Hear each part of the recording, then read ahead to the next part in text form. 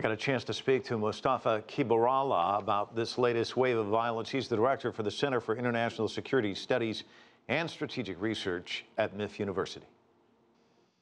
Well, actually, there was relative calm in the southeastern part of Turkey because there was a 2-3-year-old ceasefire between the Turkish security forces and the PKK. Actually, that was not between the security force and the PKK, but the politicians had brokered some sort of a ceasefire between the government and the so-called representatives of the Kurdish militants. And therefore, this was not expected.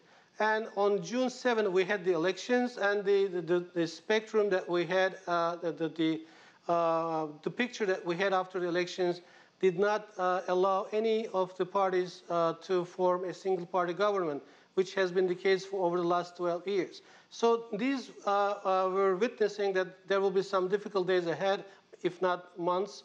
But on June 11, only 4 days after the elections, the PKK made a declaration and that they would end ceasefire within 2 days, and June 13, they resumed their attacks. So what does this tell us about what might happen with the November elections? So just around the corner, what do you suspect will happen as a result of these polarizing interests that you're talking about? When we look at the picture, there is no sign that at least the PKK is the key actor here, which is fueling this daily events, and there are always incidents everywhere, almost everywhere in the country. So toward the elections, I think the political tension will be heightened, will increase. There are two key things, and they both start with V: votes and violence. How bleak is it going to get from a violence standpoint, and what's the answer there?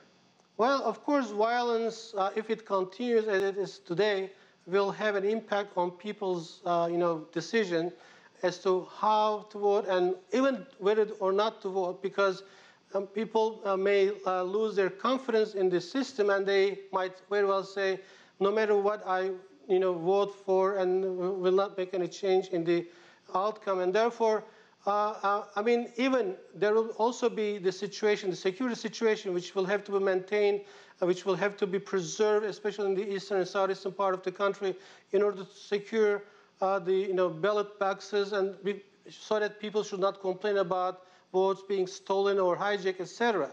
So, and rough times are awaiting us in the next 50 days. But I believe at least we have significant accumulation of continuing or pursuing a democratic system. We had difficulties, we will have difficulties, but I believe we'll go through and we will have learn another experience from all this what is happening these days in the country.